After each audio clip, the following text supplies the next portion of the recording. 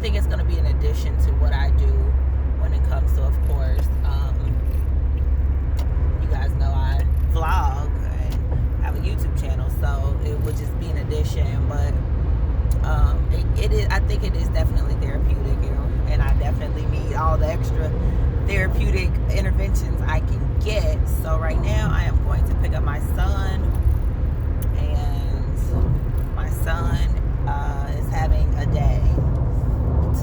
I'll just say that I don't know exactly what triggered him. He took a nap. They said he was very, very tired, and so my son took a nap at daycare, and he was very cranky prior, and when he woke up, shit hit the fan pretty much. So he's having a time. He's very upset. I can hear him on the phone. He's never been called to be picked up, so this was definitely like, huh? Because my son can be a bitch sometimes. He can be a bit when he gets upset. He's upset. So I'm sorry, y'all. I'm on the worst part of 75 in Cincinnati, and I work so far away from where my son is. I don't live close to where I work, so their daycare is by where we live and not where I work. So my son can, when he's having a moment, like it's real. Like the wall's gonna shake, so to speak. So yeah, they've never called me to pick him up. But my thing is, when you've built your supports on very few pillars, those pillars have to be very strong, and they have to be very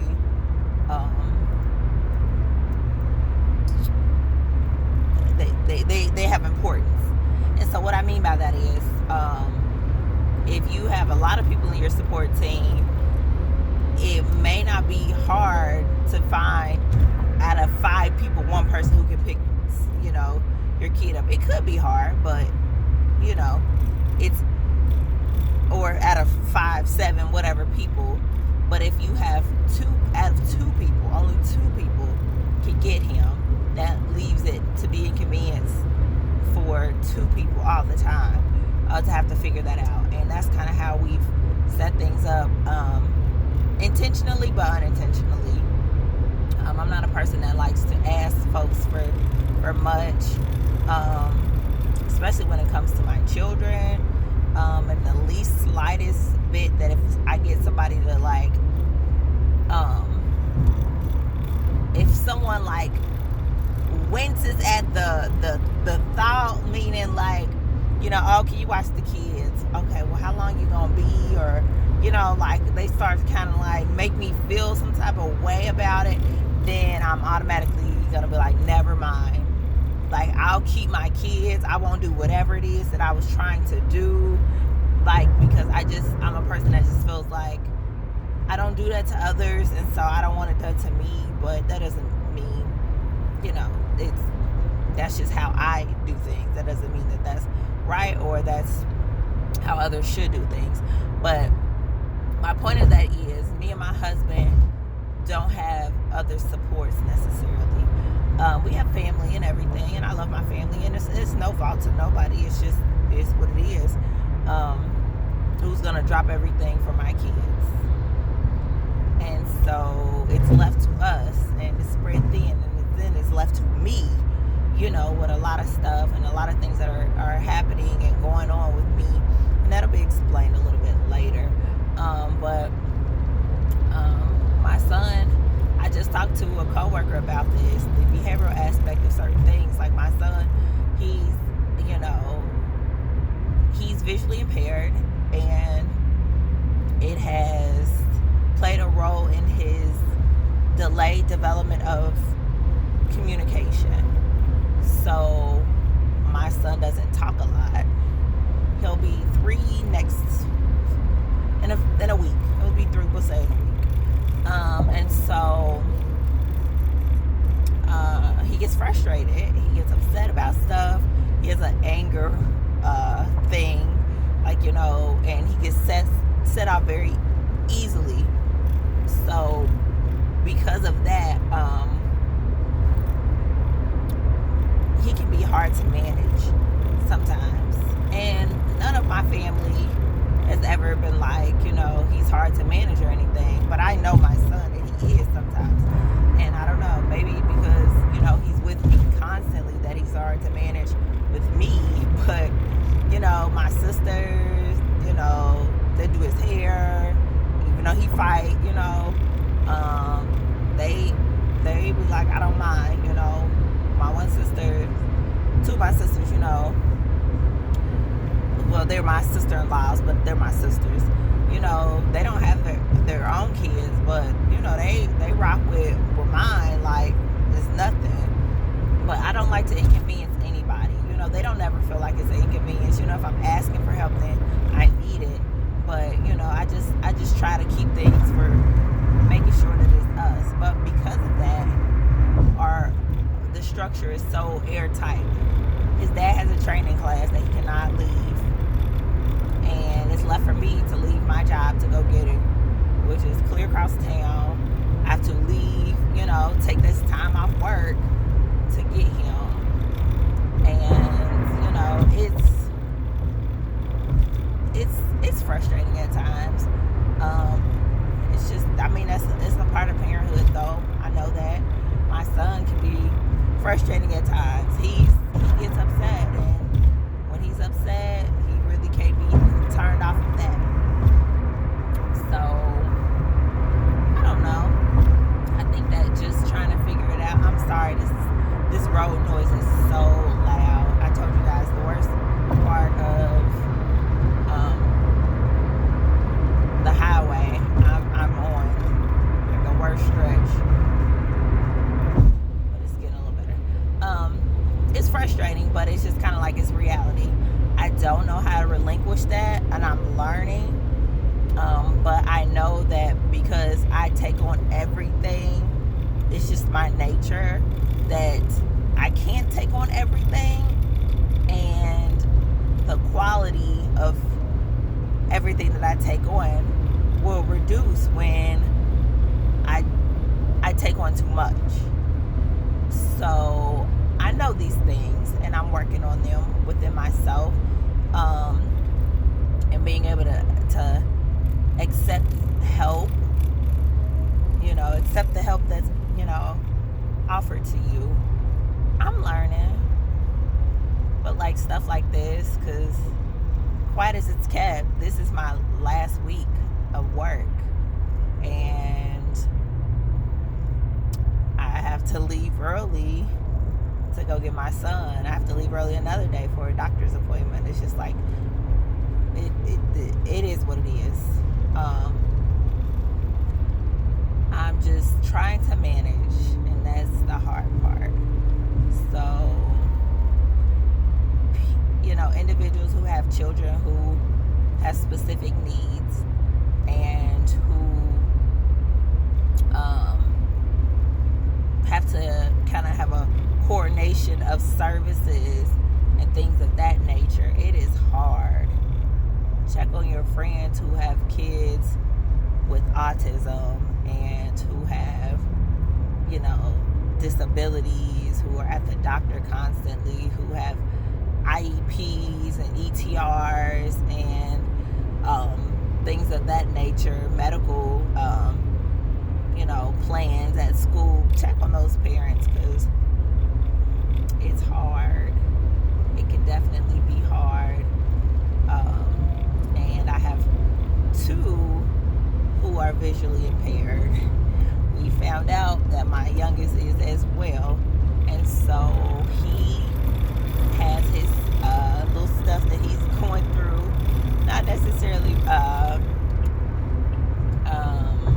what my oldest son is going through at almost 3 with the emotional, you know, triggers and things of that nature. But, you know, he has his little glass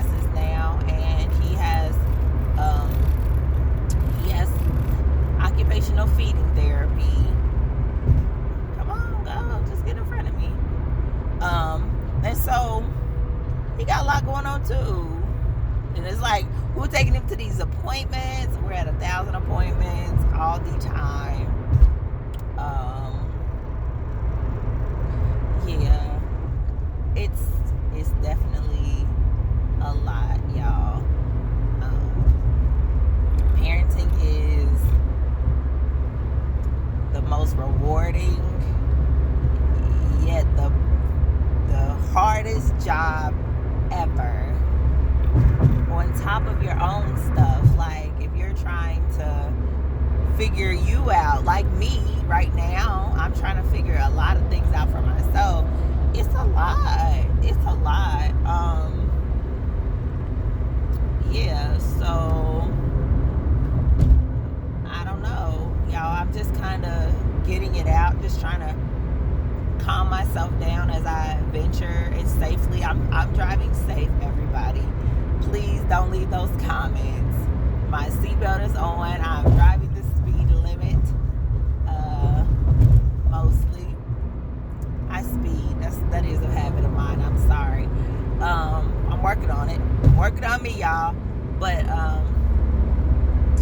just trying to just collect myself before going to get my child, because they feed off of your energy. And I know there's been many times that my son has kind of fed off my energy, and the situation has gotten worse because of it. So yeah, I've done my breathing exercises, and I'm just, maybe he needs a moment. He's almost a year into being a big brother, but he had a lot of time, a year and a half, 2 years. He had 2 years of just himself, and because of his, specific and special needs, he was, constantly at the doctor and things, and he's always had mom and dad right there. We did a lot with him because of, all these different things, different procedures. Like I'm not sure if it's hard to spread that when you have another little one. Little babies need, attention and things that, you have to give them, and that attention sometimes has to be divided. And my son, he rolls with the punches for the most part, but today could just be a bad day. But it's just a reflection of what motherhood can look like rushing from your job to pick up your screaming child from school,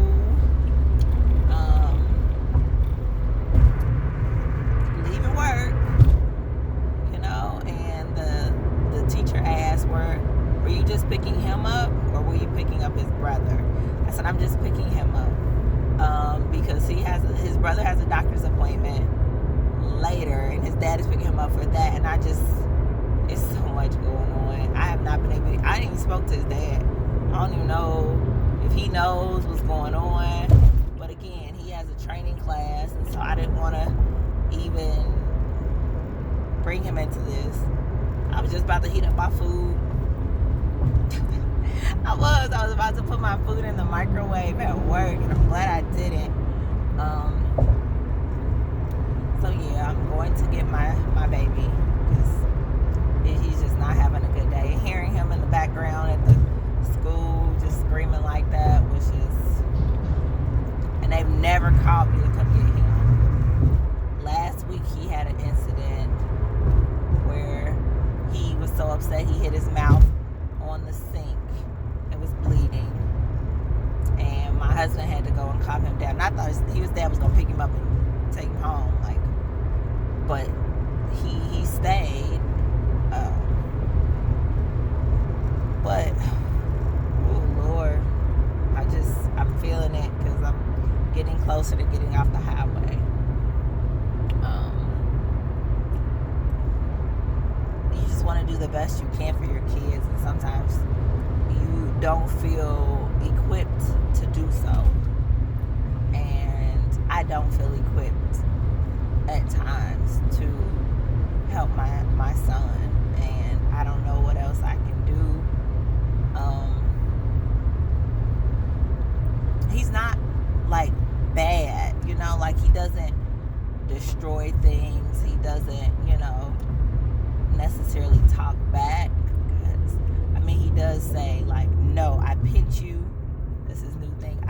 you, but he doesn't pinch. He's not violent. He falls out, when he's upset, he will fall on the ground, but he doesn't hit anybody. He doesn't hit his brother.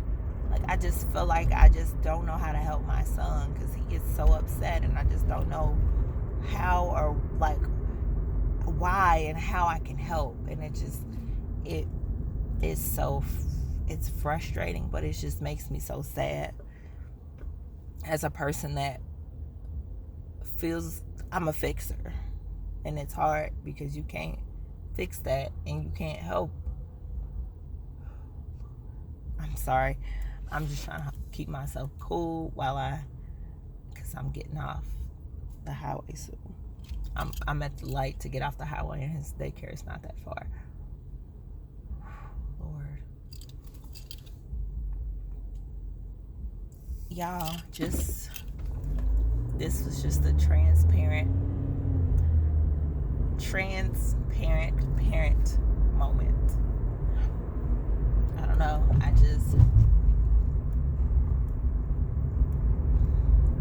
These folks don't know what they want to do. We've been in 2 lanes since we've been getting off the highway, driving all slow, looking like the Craigslist killer.